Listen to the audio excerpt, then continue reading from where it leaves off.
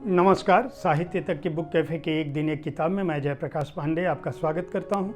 आज मैं एक ऐसी पुस्तक के साथ आया हूं जो सरल जीवन जीने की कला सिखाती है। जैन इस पुस्तक का नाम है।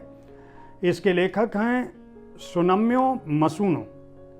यह Jain the art of simple living का हिंदी अनुवाद है।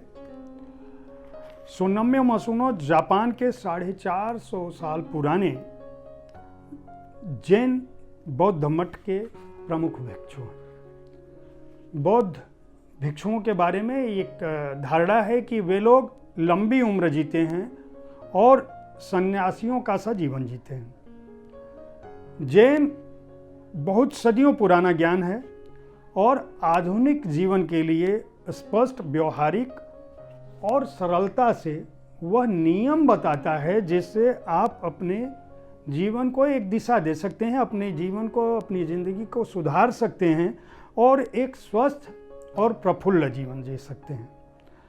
केवल 100 दिनों के लिए यह एक नियम उन्होंने बनाया है और उनका कहना है कि ये नियम अगर अपने जीवन में उतार लिया जाए तो आदमी का जीवन बदल सकता है, उसका सोच बदल सकता है, उसकी दृष्टि बदल सकती है, यहाँ तक कि उसके जीवन में जितने भी विपरीत भाव हैं, चाहे वो स्वास्थ्य संबंधी हो, चाहे मानसिकता से संबंधित हो, चाहे किसी भी तरह का कष्ट है, वह उससे उबर सकता है।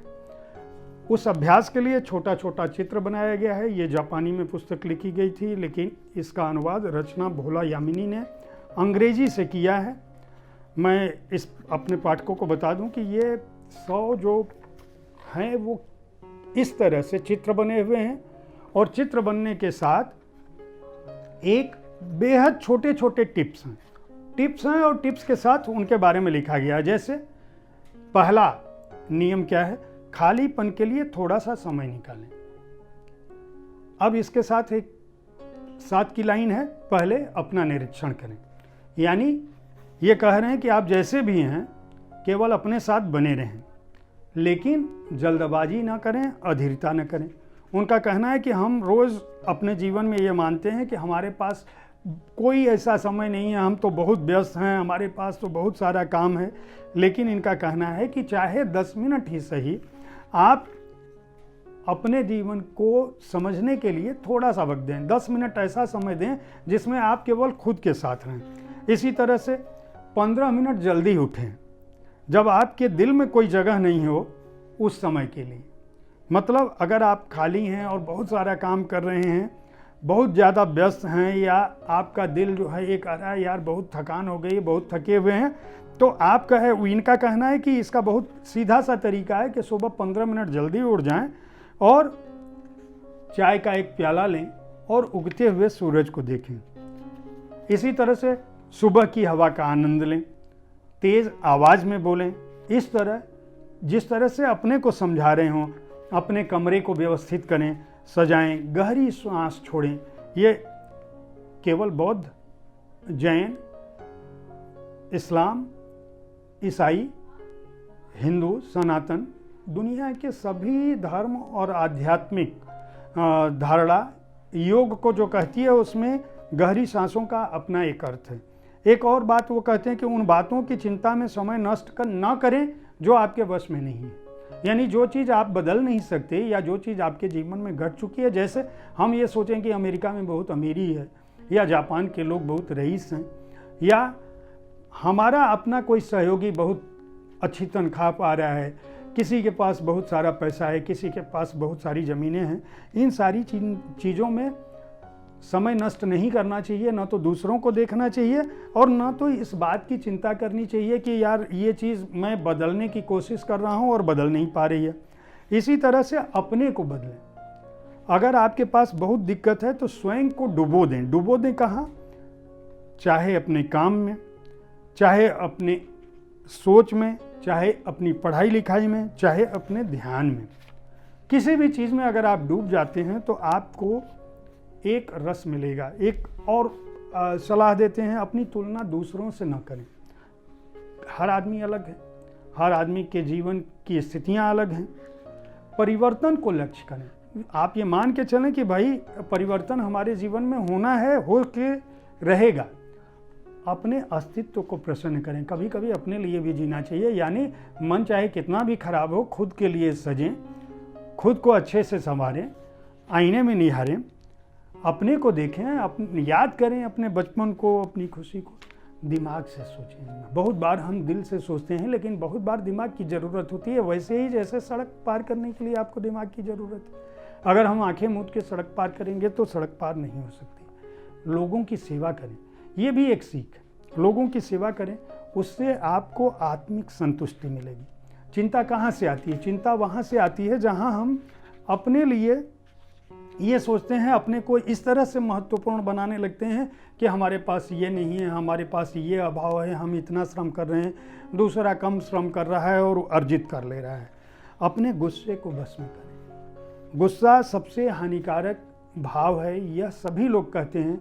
यह इकलौता मनुष्य का ऐसा भाव है जो सबसे पहले आपको खुद को नुकसान पहुंचाता है। जैन यानी बौद्ध सार तत्व भी यही कहता है, सुनम्यो मसूनो भी यही कहते हैं कि अपने गुस्से पर नियंत्रण रखें। एक और बात वो कहते हैं कि किसी के साथ अपना गहरा संपर्क स्थापित करें। यानी आपके जीवन में कोई एक ऐसा व्यक्ति जरूर होना चाहिए जिससे आप अपने जीवन की हर बात को कह सकें, चाहे अपने प्रेम को, अपने गुस्से को, अपने परिवार के गुस्से को। वह कोई भी हो सकता है, आपका भाई, आपकी बहन, आपका गुरु, आपका दोस्त, आपका मित्र, आपकी माँ, आपके पिता, आपका प्रेमी, आपका दोस्त, कोई भी हो सकता है। लेकिन जीवन में एक आदमी ऐसा जरूर रखें जिस पर आप भरोसा कर सकें, जिसको बता सकें। लेकिन ये ध्यान रखें कि यह चयन जब आप करें तो आपका संबंध छिछला ना हो, वो इतना हल्का आदमी ना हो कि आपकी बातों को पूरी दुनिया के सामने कह दे। कौशल से अनासक्त हो। वो ये भी कहते हैं कि अगर आपके पास कोई गुण है तो आप उसके प्रति जुड़े नहीं। यह बौद्ध विवेक, बुद्ध भी ये इस बात को कहते हैं कि शब्द महत्वपूर्ण हैं, शब्दों के साथ नहीं बहना और भी महत्वपूर्ण है। इसीलिए अपनी योग्यता के प्रति अनासक्त रहें, यहीं उपस्थित हो। जब अगर कोई काम करते हैं, किसी भी काम को, चाहे वह खाना बनाना हो, वह शूटिंग करना हो, वह पढ़ाई करना हो, वह किसी दोस्त से बात करना हो, कुछ भी करें, उस समय मौजूद रहें। ये नहीं कि कोई आपसे सवाल कर रहा है और आप कहीं और सोच रहे हैं। दिखावा करने वाले नहीं बने। यह दिखावा करना, जो चीज़ आप नहीं हैं, जो चीज़ आपके पास नहीं है, उसका दिखावा करने का कोई अर्थ नहीं है। वो कहते हैं सच्चा करिश्मा एक शब्द कहे बिना भी प्रकट होता है। इस बात की वो व्याख्या इस शीर्षक के साथ करते हैं।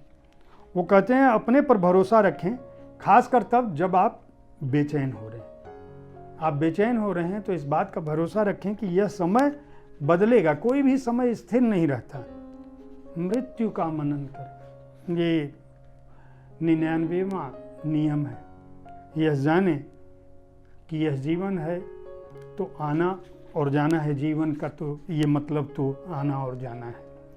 प्रसन्नता आपके ठीक सामने है।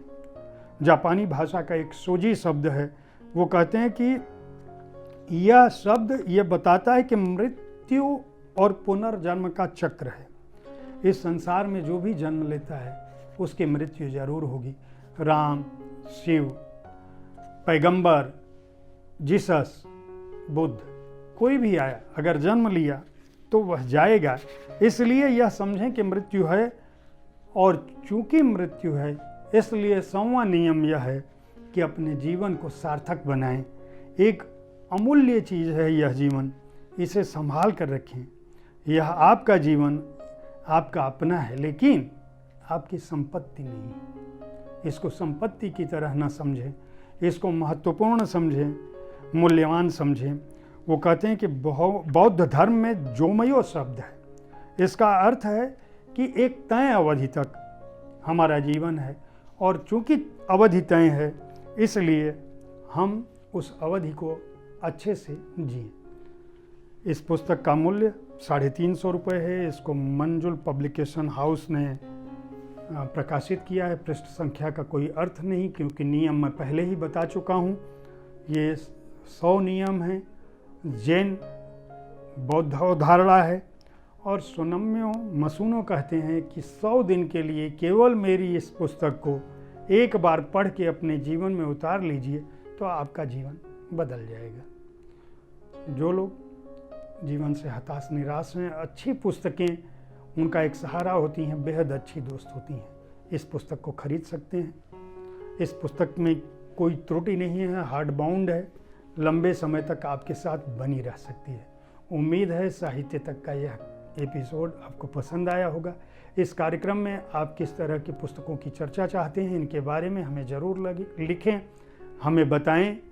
आपके विचारों का हमें बेसब्री से इंतज़ार रहता है। अगर आप प्रकाशक हैं तो अपने प्रकाशन की 2 पुस्तकें, 2 प्रतियां हमें ज़रूर उपलब्ध कराएं। हम आपसे यह कामना करते हैं कि आप अपने जीवन में स्वस्थ रहें, सुखी रहें, सफल हों और मस्ती का जीवन जिएं, किताबों के साथ बने रहें और साहित्य तक देखते रहें। धन्यवाद।